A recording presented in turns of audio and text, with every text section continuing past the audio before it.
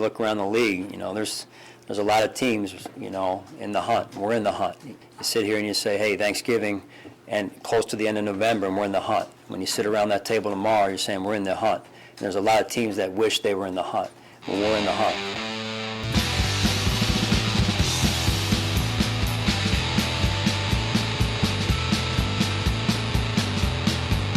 The wonderful thing for Joe Buscaglia, he's joining us on this draft preview of the In the Hunt cast, is he doesn't have to try. So all the stupid thoughts he has that he doesn't really want to put out there, he can just do it here. This is a safe place, Joe. Give us all the really terrible predictions that definitely won't happen because no one's ever going to hear them. It's the In the Hunt draft preview. Sean Murphy, Kyle Turner, Greg Bauk, and Joe Buscaglia. Kyle Murphy. Yeah, jeez, that's like when it finally happens, when you two finally come together as one. It would be all forehead, whatever it is. Baby will just, but the doctor will be like, I see the head. I still see the head. Holy shit, the head. Oh my God, it's a head. It's like a giant. That's what Sean baby. has been bragging that in quarantine, he is now up to 155 pounds. 57. 57. And Whoa. I legitimately think, no lie, I think I was 157 pounds in the 4th grade. And that was all penis. Sean, keep fighting the fight, man. I feel you on the skinny man syndrome. I put on 10 pounds in quarantine, baby. See, you got to. But he lost 5 pounds in hair, so that's true. I had to even it out. I've always set it my life goal to get to 200 pounds once in my life. I'm a taller guy. I'm like 6'4", so 200 pounds would be a major accomplishment. Well, for me too, but the other never got there. I spent all quarantine having every flavor of Ben and Jerry's. So if you want to mock that at any point, I'm prepared. Ooh, I read something interesting.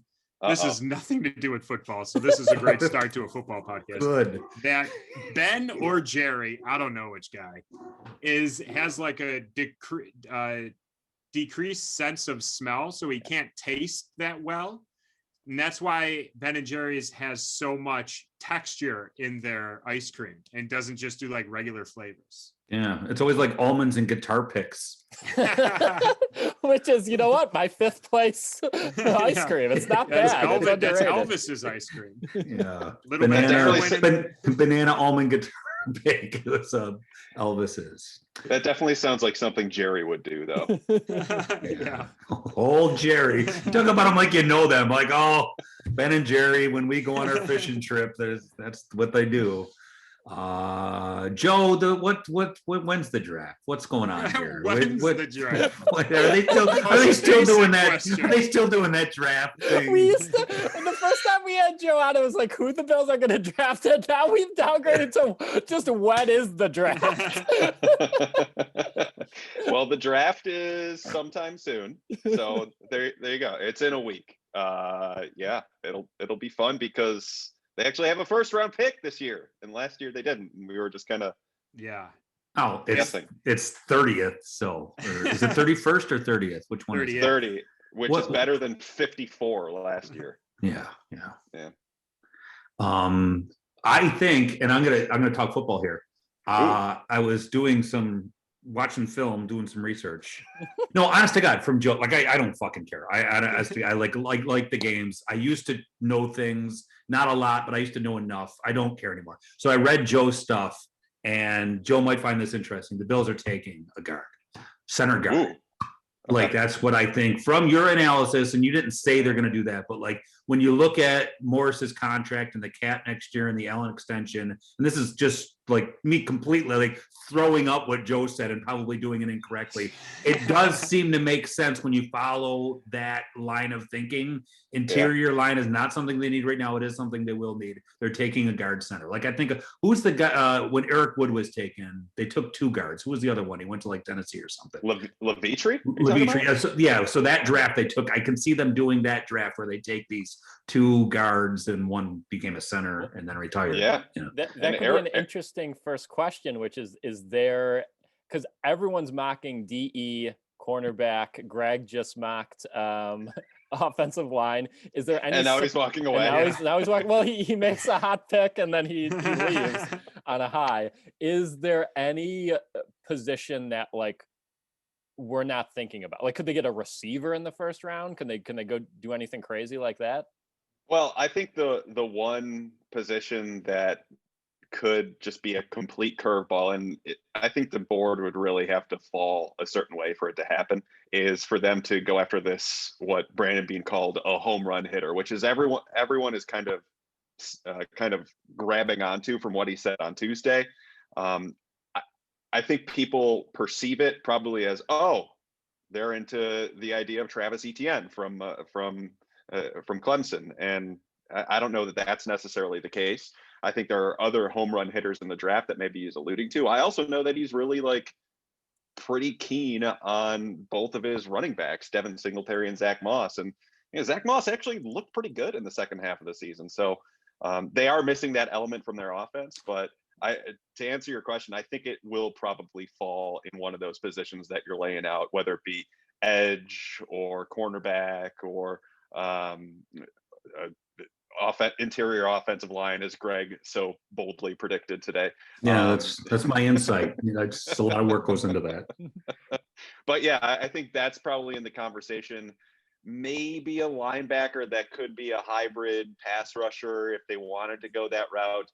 Might even throw a nickel cornerback into the equation. Not the big nickel, don't get me wrong, just the regular nickel, because Taron Johnson's up at the end of the year with his contract. What's a big nickel? Great question. The big nickel. It's a 6 cents. It's instead of 5, that's 6 cents. Me too. I was going to say it's worth 13. Yeah, it's a very minute part of their defense that back in Carolina days, Sean McDermott used Shaq Thompson, who is now one of their starting 2 linebackers. In his rookie season, they used him at big nickel to keep him on the field, as well as in base defense sets with 3 linebackers, because they had both Luke Kuechly and Thomas Davis at that time. Why it made sense for the Bills to go after a big nickel last year was because Milano was coming up into the final year of his deal. So potentially that player could have taken over for Milano and they could have walked away. But this year, since Milano is on a fresh new 4-year deal and Tremaine Edmonds isn't going anywhere, the big nickel probably isn't a thing anymore. I still don't understand what it is. Is it a cornerback that plays linebacker? Is it a linebacker that plays cornerback, or is it? It could be a safety or a linebacker. It's someone with really good fluidity that can blitz off the edge, that can cover a tight end or a bigger wide receiver in the slot. So it's a defensive end. No. No, it's very much a niche role that probably at maximum would get like 15 to 20% of snaps. Oh, a big nickel. Okay. Yeah. Joe, so Bills fans this year have found a loophole, in my opinion. For years, I've seen and heard all Bills fans saying, never take a running back in the first round. They don't matter. You could just take one in the 3rd, 4th, 5th round every year. That could be your starter. Cut them, never re-sign them. This year, the Bills fans found a loophole. Don't call them a running back. Call them an offensive weapon. And now you can draft them in the first round. So is an offensive weapon different than a running back? And if they draft one in the first round, is that a mistake? Does the team actually get better? Even if it's Etienne, even if it's Najee Harris, and they're amazing, does the team beat KC last year with one of those guys? Call it a big penny. It's a big penny. Yeah, it's a big penny. I don't know that Najee Harris is giving them the element that they want out of this home run hitter. I think it's Etienne and then some other guys in the later rounds. I don't think, just this is my own personal opinion, I don't think it's worth their time to do the offensive weapon at 30th overall. Now, they might go and do it if all their edge rushers they want are off their board, all their cornerbacks that they want are off their board, which is definitely conceivable. To me, it just doesn't make sense with something that Brandon Beane alluded to. And when he was asked about how he balances needs and what he's looking to, and he essentially said, we're looking at this draft with long-term needs versus short-term needs, and more so with the long-term. And to me, running back or offensive weapon at 30 doesn't make a whole great deal of sense because that player isn't playing a premium position for them. And the one thing that the Bills have done throughout their time with Brandon Beane and Sean McDermott is they have drafted in the first round premium positions. And I know the dogs agree with me on this. Think about in 2017, cornerback with Tre'Davious White, which is premium to them. Then they went quarterback and middle linebacker in 2018 with Josh Allen, Tremaine Edmonds, two vital pieces of their operation. Then 3 technique defensive tackle with Ed Oliver in 2019. And that's another position where they value really, really highly. So to me, taking a running back or a wide receiver who is at his best is going to be a slot receiver or a second guy just doesn't make a great deal of sense if you have a guy on the board that you like at a premium spot like edge rusher, which they are basically barren of after the 2021 season. Like, you look at their roster in 2022 and what they have signed. Jerry Hughes is unsigned. Mario Addison is unsigned. All they have is AJ Epinesa, who we don't know what he is yet, and Daryl Johnson, who will be on the final year of his rookie contract, who is basically a special teams guy. And that's it. And then on top of all that, they're at $190 million at the cap already with the 5th-year option of both Josh Allen and Tremaine Edmonds. And the cap, which Bean alluded to about 16 different times on Tuesday, they're not sure it's going to go up all that much. So if you don't have that cap space, it's not a guarantee you're going to be able to re-sign Jerry Hughes. And that could become an issue, which is why edge rusher to me kind of stands out here for what they could do in the first round. Premium spot. There's going to be some good guys that fits their profile at 30, maybe even a short move up from 30th overall. And they can really build into 2022 with that and train them in 2021 to take over as a starter in a couple of years. Well, You're that's depressing the shit out of me. We got no cap room. Everyone's leaving the team. They were in the fucking AFC Championship game. Like, you're gonna be okay. He's talking about next year. Who cares? We're all gonna Yeah. I think during a pandemic, it's arrogant to think long term. Like, you get it done this year, we're all gonna die. Well, that there's all this talk about the best player available, but like you said, if they don't take a defensive end in probably the first 2 picks, it's almost like a failure of a draft. Like, they need someone there. Can I, with this? You take this one, Kyle. Yeah. Okay. I mean, they could have asked me. We definitely want Kyle's opinion. I mean, on this. I'll ask you a draft question. These guys are just talking about nonsense here. I thought that was a legitimate question from Sean. You can address it in mine. It's a better question. The edge class is weak this year, right? There's no top 10 guy right? I'm not wrong on that, right? There's not a top 10 or even maybe a top 15 guy. There might not be a top 10 guy drafted in the top 10, but Jalen Phillips is top 10 talent. Didn't he? I might be wrong on this. And it might be because there's 2 Miami defensive ends. Didn't Jalen Phillips retire from football last year and then come back? Isn't that a little scary? Questions, I mean, he had so many injuries, but when he came back, you watch him, it's like this guy is a clear as day high potential prospect. And if teams can get past the medical with him, then he's to me, he embodies everything that the Bills would want in a pass rusher. But I think teams are kind of catching on. And now I don't think there's any shot he gets anywhere close to 30. I think he'll probably go in the teens. Is there a defensive end in this draft who's like an athletic freak, but maybe hasn't fully translated to the field? Because I feel like Beane and McDermott have drafted that since being here, where they're just like, well, these uber athletic guys, we can teach them football, but we can't teach them how to be, big, strong, and fast.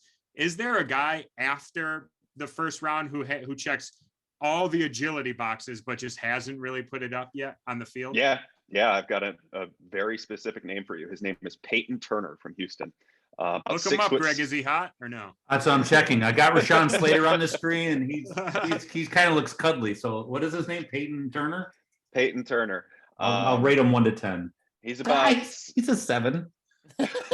he's 6'6", 6'7", about 270 pounds. He's a super fluid athlete. He could do basically everything they would ask him to do. It's just he hasn't put it all together yet, just because of a lack of experience. Competition wasn't the best at Houston, and quite honestly, like he just has a bit of he's rough around the edges at this point because he's not a developed pass rusher. But you see the explosiveness, you see the fluidity. He can drop back into coverage when you ask him to at that size. I mean, his arm length is one of the highest of defensive ends in this year's draft. So to me, if he's there at 61, that would be a potential win.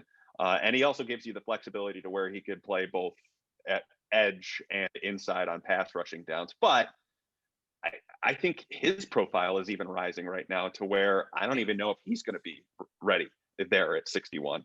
This edge rusher class, I am of the opinion if the Bills do not take one in the first round, they're going to get shut out. Of the He played top basketball ones anyway. too. Yeah. That's Super long pretty arms. good. Well, Yeah. should we? I mean, this is a hallmark of this episode. Should we talk about who the hottest dudes are in this draft class? I mean, Let's start at the edge rusher? top. No, let's start at the top with Trevor Lawrence. I want to talk about this because he is going to be called hot because he's the number one. He's going to be a good quarterback. He's going to be like good for a long time. And I think he's going to fall into a thing where people are going to call him hot. And he's not. He's a weird looking elfish dude. And I will not rank him on the hot mock. Like, I do not want him anywhere near the hot mock. I mean, good hair though. I could see him putting his shield down on a set of stairs and bow and arrowing some people. Yeah, that's it. He's like a centaur. Like Sidney Crosby is not a good looking dude, but he's Sidney Crosby. So like women like fawn over him. It's going to happen with Trevor Lawrence. I don't think he's hot. Yeah, I agree. I will not take that opinion from you, Greg. Okay, I sound a little worked up. I'm sorry. You guys aren't matching I expected some like yeah, whatever. Let's go tip a car. But like you guys aren't even. I don't think he's that hot either. I think you're right. Okay. I think it's all hair. I think once he cuts his hair, it'll be fine. I am interested to see what he looks like without the hair, though. Is he going to cut it? Is that like? Will it ever happen? Like Justin Herbert, everyone was worried that once he cut his hair mid-season that he was just gonna be awful, but then he wasn't, and he was really good all year last year. Zach Wilson he still looked bad. I mean, his face. Yeah. He looks like a 7-year-old. Justin Herbert. Zach Wilson on the other end is like Dawson's Creek Dreamboat. Like that dude. Like he is. He looks like he should be on like a Teen Disney Beat? Channel original. Yes. He does. Yeah. He looks like he's 14, but like he's a hot 14-year-old. Now I'm in trouble.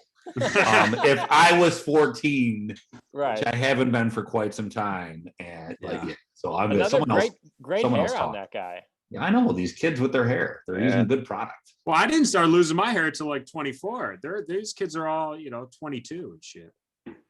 It'll give them time, is what I'm saying. They'll lose it. Joe, I wanted to ask you this. I have a lot of questions. Don't worry, guys. So 2 years ago, I don't want to dig up any bad stuff. 2 years ago, you and I both agreed we did not like DK Metcalf a lot. Yeah.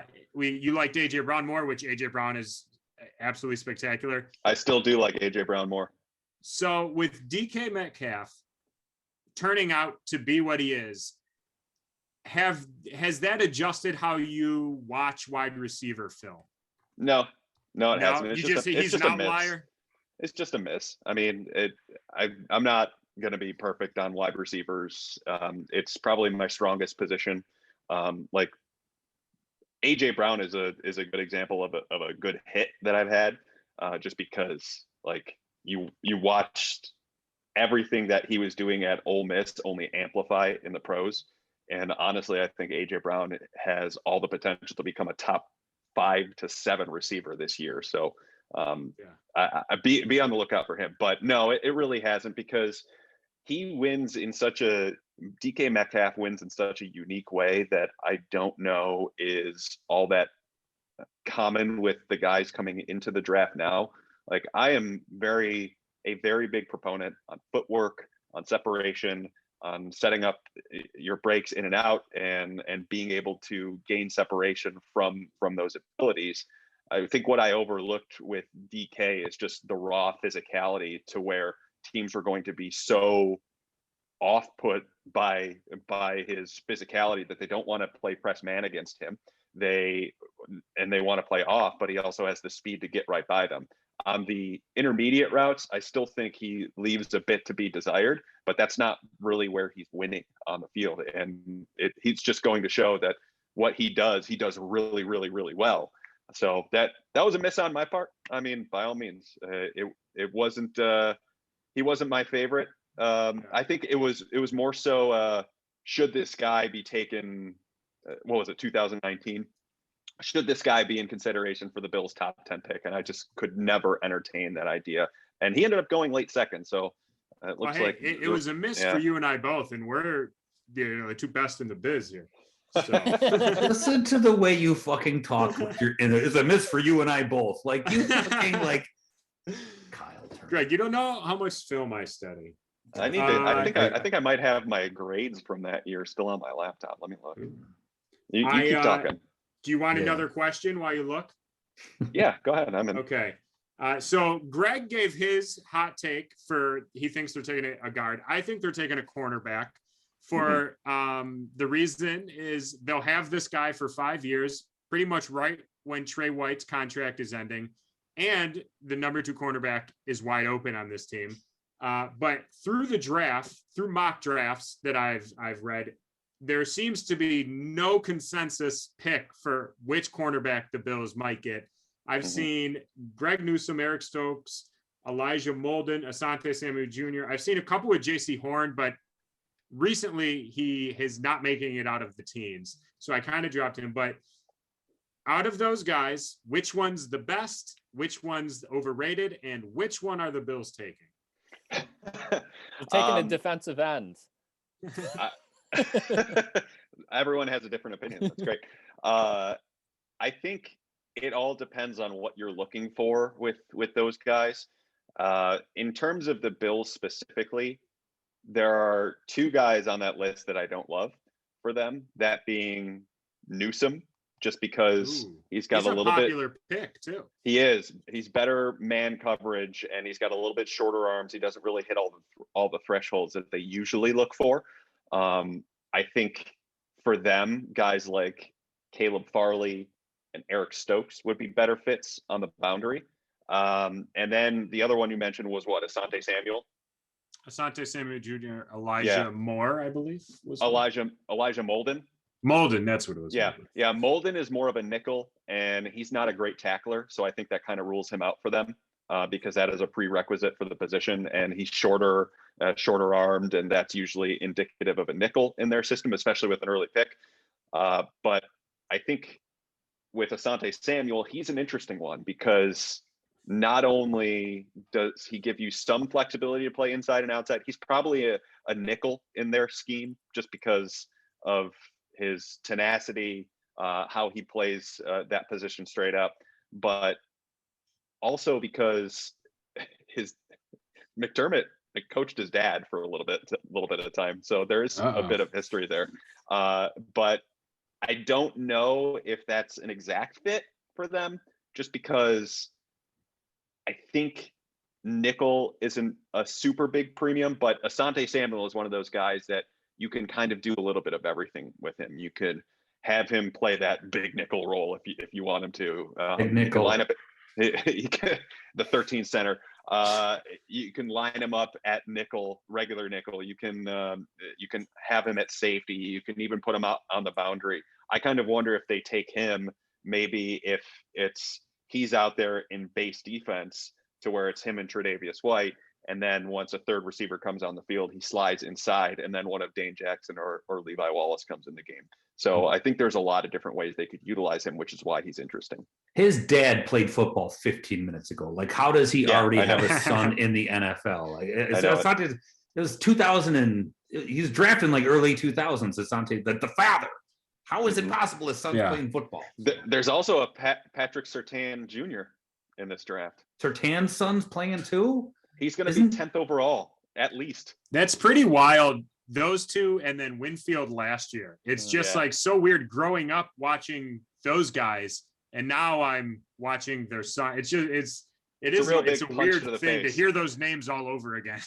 Yeah. I know it. I know, and they're all really, really stinking good. I mean, Asante Samuel is at worst going to be a second round pick.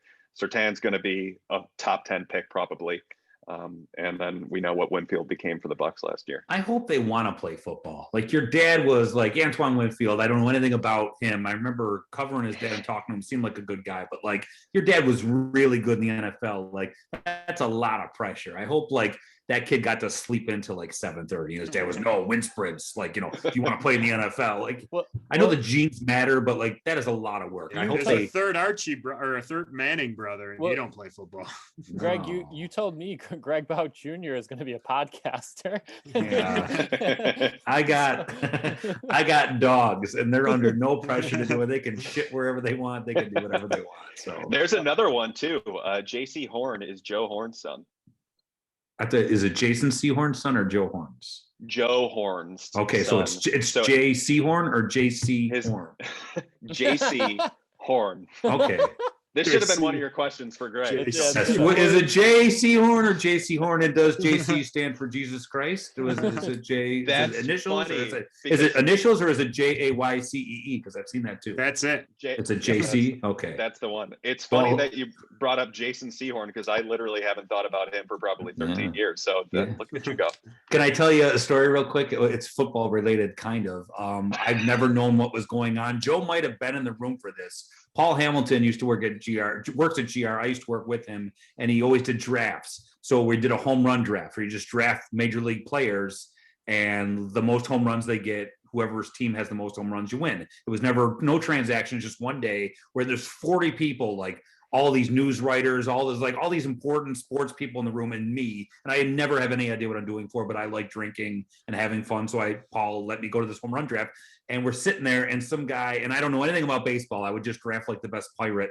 And I'm sitting there, and I'm writing down the picks so I don't repick because we didn't have the internet back then. And some guy drafts Matsui, and I was like, he went on to play baseball? Like he was the Bears linebacker. Like I was just like, why did Matsui get drafted? Like I've never heard of Hideki Matsui. The guy said, I'll draft Matsui.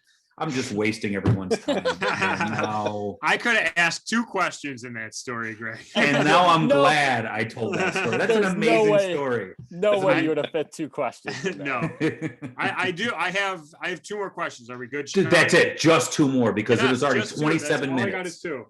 So besides cornerback, besides Levi Wallace, what other Bills starter should be looking over his shoulder this draft class? Feliciano, maybe. Yeah, probably him. Would they keep him though? And then is that the plan? Keep him, have to keep release Mitch Morris. I know they resigned him, but release Mitch Morris, move him over to the center, and then a rookie would step in. Essentially, they can move him to big nickel. Yeah, Feliciano could play big nickel too. No, I think their optimal strategy, if they were to take an interior lineman in the first 3 rounds, would be that player has center flexibility, because this is not an unprecedented thing for an organization that Brandon Beane has been in, where they draft a center to sit him in his first year. It happened back, I believe it was 2007 with the Panthers, when they had Justin Hartwig, who is a multi-year starter at a couple different spots. And they went and drafted Ryan Khalil in the 2nd round that year. They sat Khalil for the season, and the following offseason, they released Hartwig. Khalil goes in. He's their long-term center. So there's at least somewhat of a precedent to this. So I think if they were to draft one pretty early, it would have to contain some center flexibility to do it, because they value that as a premium spot. Guard, not so much. I think when you're looking at guard-only prospects like Wyatt Davis, Deontay Brown, Alex Leatherwood probably is a guard rather than a guard/tackle to me. There's a few others too. I don't know that it's necessarily a huge push for them to take one of those guys in the first couple of rounds. But I just wrote an article that posted today about the interior linemen that would best fit the Bills. And there's a few out there that I think could could fit them, especially if they wait till 61. Like, and yes, Greg, this is a real name. Creed Humphrey could be a good fit for them. I read the article. I subscribed to the Athletic. Thank you, Greg. I do too. I spent some of that government cheese on the athletic subscription. Was it our $0 sale? You know it. I like the price. Yes, it was. Creed Humphrey is someone they could potentially like. The one I like for them more is Josh Myers from Ohio State. I think he will definitely be there at 61. He brings the tenacity they love. He comes from a similar offensive system. Finishes his blocks very nasty when he's out there blocking. Always looks to gain control of the defender and bring him to the ground, and then the leadership that goes along with it. If you read by subscribing to the Athletic, you get access to Dane Brugler, who does an incredible job churning out this like 60,000 word draft guide with guys that you will never think about again. It's called The Beast, and it's called that for a reason. And he has a quote from Ohio State coaches saying, he was the guy that got everybody going in the huddle, and he was kind of the lifeblood of the entire team, and that's important for them at the center spot. So those are a couple of guys that I had my eye on, but yeah, I think Feliciano would probably be in trouble potentially down the line, but definitely Morse, because that cap figure is too big for next season. And they even said that he wasn't a 100% fit to what they ended up running with blocking scheme wise last year. They're just doing it this year. Yeah. They signed him with the idea to run a pull and pin system to where he gets out in front. They did a lot of it in 2019. And then when they started drafting bigger linemen, bigger running backs, and they wanted to get their running game started that way, it became this power-based scheme. And I think a lot of that has to do with how Bobby Johnson, the offensive line coach, gets his how he wants to run things, and certainly Brian Dable knows that he just needs to take advantage of the skill sets of his players, and I think that's the way that they're kind of trending right now. This is it. I have a question. Okay, make it quick. Well, then I still have one. Have you got to focus on the rest of the AFC East at all? Like, do you think Zach Wilson, the apple of Greg's eye, is the right pick for the Jets? Do we think New England's going to trade up for a QB? And I don't know if you're the same way, but the Bills are obviously notoriously terrible at covering the tight ends, and I'm terrified the Dolphins are going to get Pitts, and he's going to get 200 yards every game for the next 10 years. Yeah, it might happen that Pitts goes to the Dolphins. And people that I've talked to said it would probably take getting to 4 to get to Pitts just to assure that you get him. But that was also like 2 or 3 weeks ago. So things change, and let's say the Falcons hone in on a quarterback as opposed to a tight end. It kind of seems like the way that a lot of the industry mock drafts are going, that Pitts is going forth. So you might not have to worry about it, but yeah, he's really fun, and I'm sure you would want to watch him and have fun watching him with him not being a guy on the Dolphins. But Zach Wilson was the other thing. I haven't really done a ton on quarterbacks for obvious reasons, so I don't want to give you any misinformation on that. That's what our podcast is all about. Yeah, literally next episode, Kyle's going to be like, Zach Wilson stinks. That's what we're going to run with. Speak in absolutes, Joe. Whatever you feel in your heart, man. Yeah, no one's listening. Yeah. I do really like Justin Fields just from what I've watched of him. I haven't watched nearly enough of Zach Wilson to register a good opinion. I'm sorry. This is it, Kyle. No two-parters either. This man has a life. It has been 33 minutes. So I know draft gurus like us, Joe. We really love. We love being right about like hidden gem players. Like the first 3 rounds is kind of all the same names, but once you're like, oh man, I knew Matt Milano was going to be great. The later round guys, So with that being mine, fourth round and back pretty much, who are some guys through watching tape research that you've really kind of fallen in love with, even if it's not the Bills drafting them, but you're like, well, I really like that player and I didn't even know about him until I, started watching tape. I've got one that really interests me, and it's a smaller school guy, David Moore from Grambling. He played guard at Grambling, but I think he has the possibility to play either guard or center in the pros. Super long arms. It looks like he shouldn't be able to move all that well, but then he's just like darting around like nobody's business. He's just got extreme athleticism at the position. And I kind of wonder if the team that drafts him can harness that and turn him into a really good player down the line. So he's probably the one that, to me, if the Bills were to completely whiff on interior line, he would be mildly interesting on day 3 or something like that. But I do think he might end up going in the 4th round, and they might miss out on him entirely if they can't get back into the 4th round. So yeah, he's probably the one that has caught my eye the most. Damn, people got to stop writing mock drafts with these guys that are in the 5th round, and every time you talk, you're like, but now they've moved up significantly. Stop writing about how good these guys are. Because like NFL GMs are just combing through mock drafts. Like, I didn't watch any college football this year, so they don't, but they make their PR staffs do it. Yeah. See? Yeah. They legitimately do that. It's all a big scam.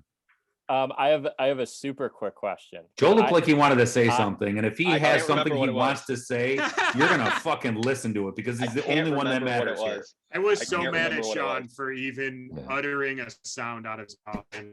You think that while Sean is talking, if Sean's talking and you think of it, interrupt him. Yes, because this question isn't that good. It's another question? No, there's no more questions. It's a 10-second question. There's my question. The Bills drafted a kicker late last year. That's not a question. I haven't seen this in any of the mocks, but do they get a punter this year to compete with Hack Attack over there? It's Hawk. Oh, all right. I got to change my nickname. And no, because they signed him to some pretty good guaranteed money. So I think if anything, they'll do priority free agent. Oh, I remember what I was going to say. The reason why you're not hearing about a lot of 5th, 6th, 7th rounders this year is because this is one of the shallowest draft pools that we've ever seen because of the pandemic, the new college rules, how they're allowing players to transfer, the free year that they can, the extended year that they could have in college. So we're seeing a lot of 500,000 people died. That too. That's a very real thing. No football players though, so they're still draftable. Well, they're relatively healthy people. So yeah, we're seeing a lot of those college players opt to go back to school.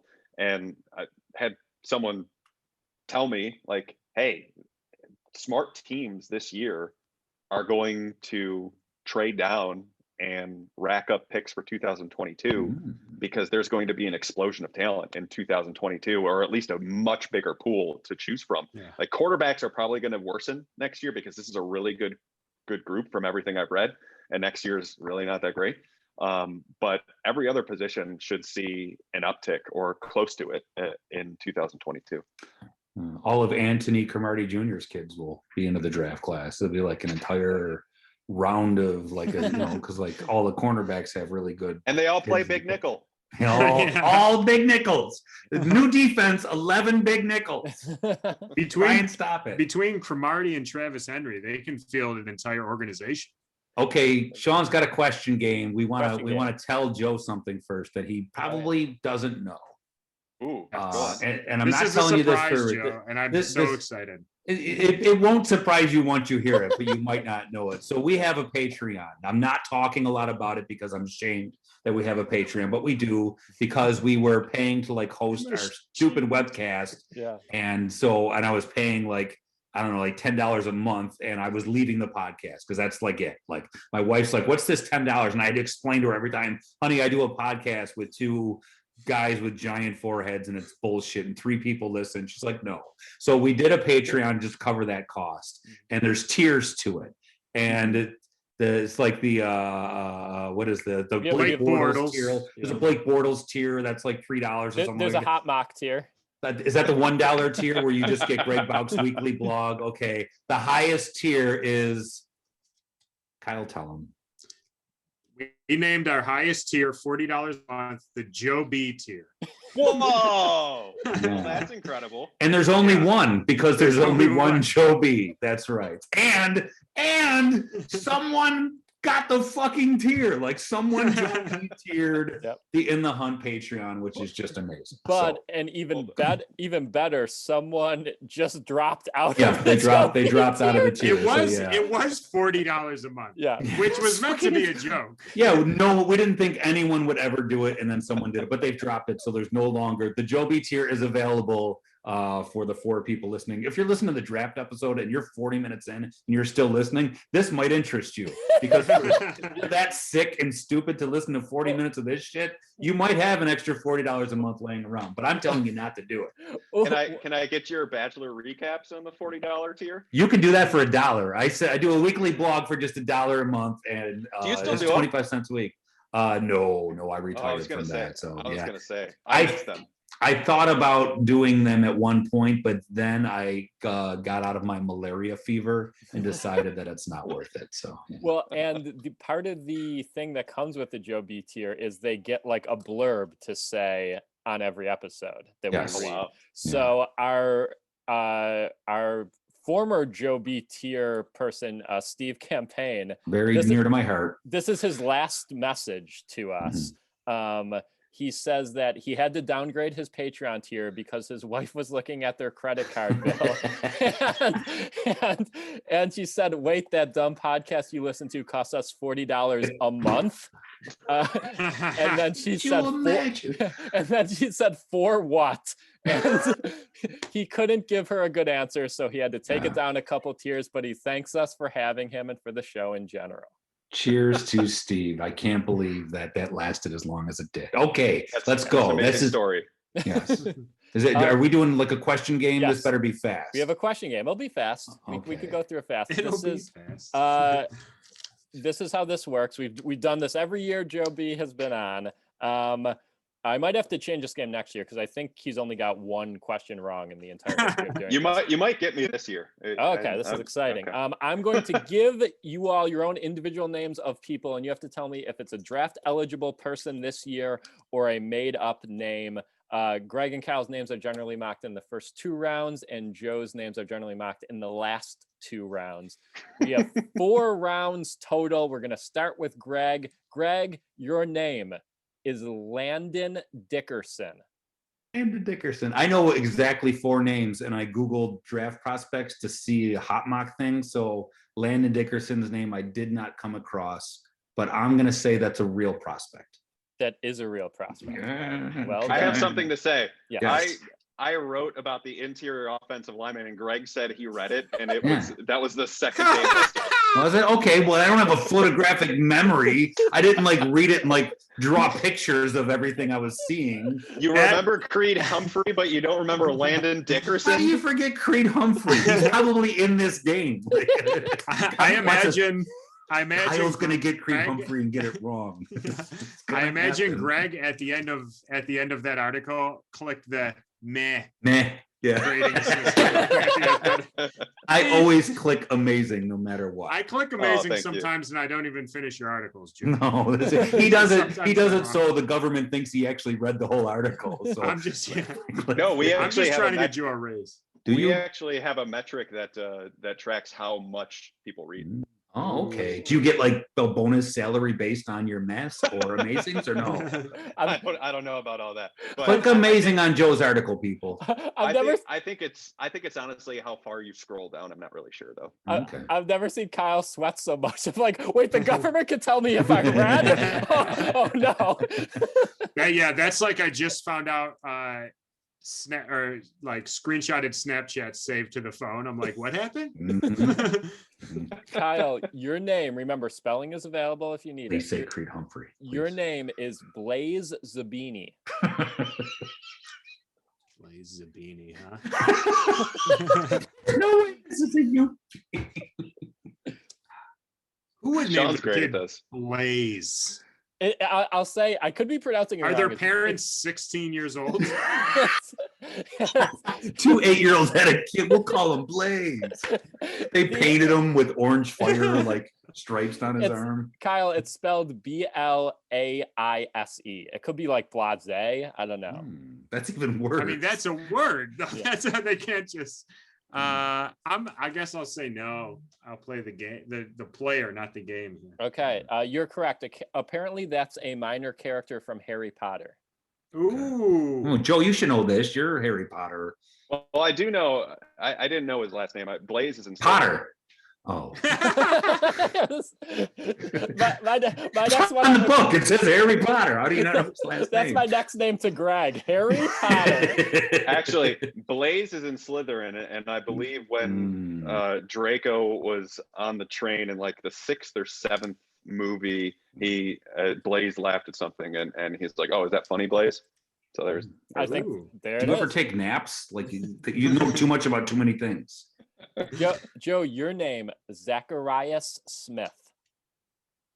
He's a big nickel Zacharias Smith. from Northwestern.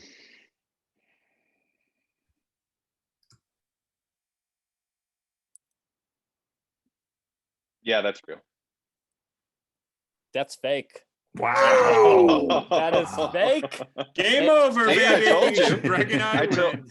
I told you you would get me this year. That And- was such a good name by you. That is. Supposedly another minor character from Harry Potter.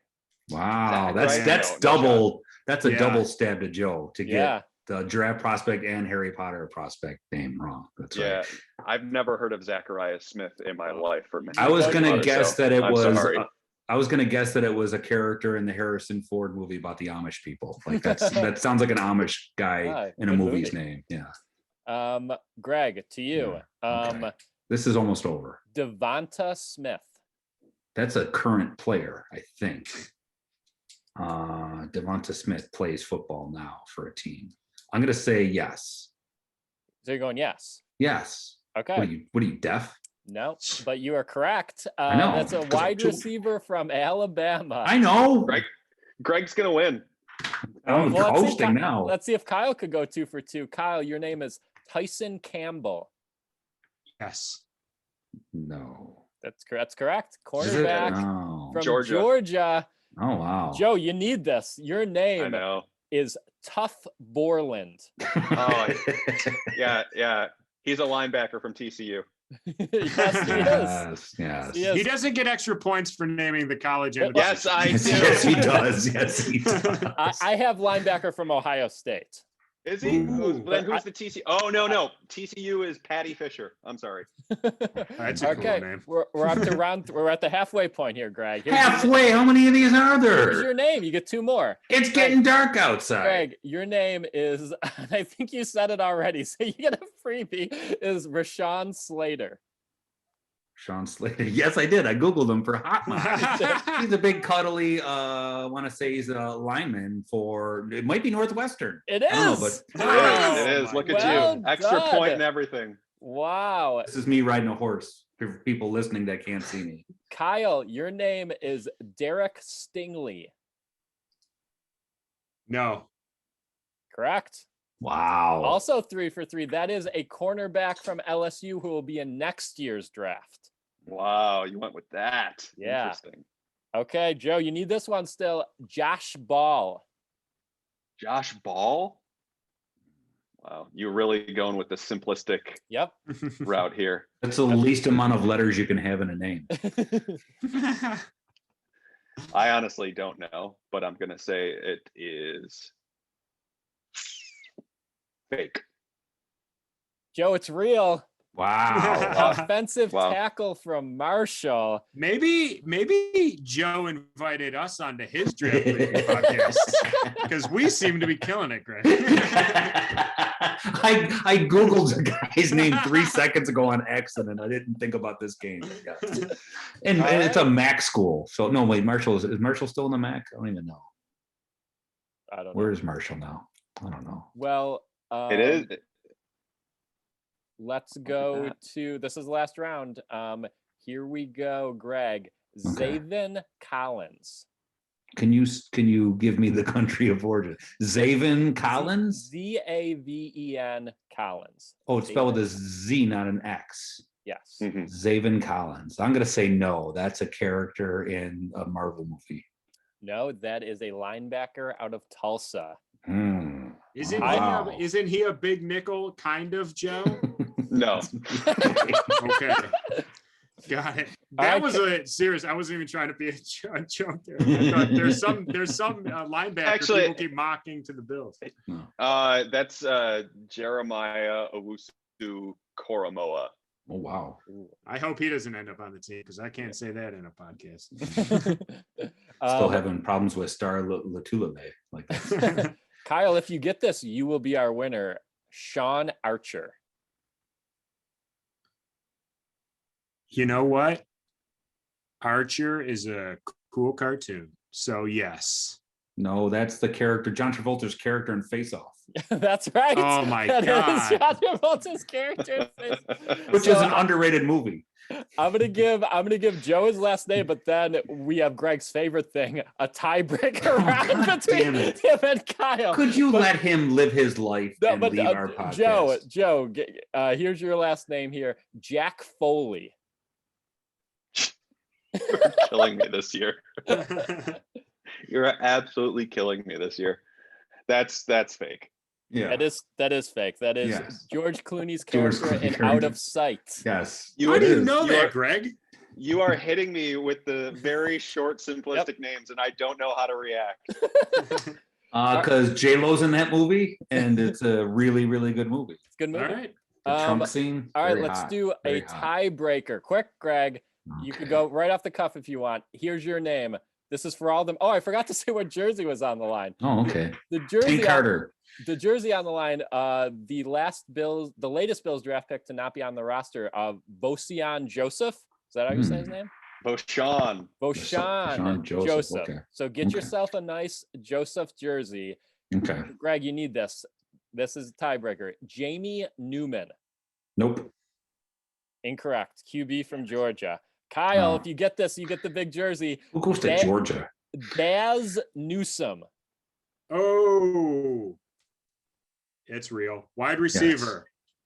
Well I don't done. know for who. North Carolina. UNC, maybe? North Carolina. Yeah, UNC. Look at that. Wow. Ended on You a know high what? note. You know what? That's not even a first 2-round guy. He's probably going to go on day 3. So props to Kyle right there. Yeah. Hmm. And you I know what? only know fantasy players now, so he's. that's the Oh, only- so there you go. Don't ask him any more wide receivers or running backs. Well, Kyle wins, and he gets to, Mm. he beats his hero, and this is, Yeah. his ultimate day right here. I mean, the past 2 times he got jerseys because Joe threw it to him after winning it, like Joe Green. Me, Joe Green in the Coke commercial. And now he Yeah. got it legitimately. This is his Rudy moment. See, Joe- here I thought you would ask Hamson Nazarildine, and you went with Josh Ball. Yep, I did a little twist.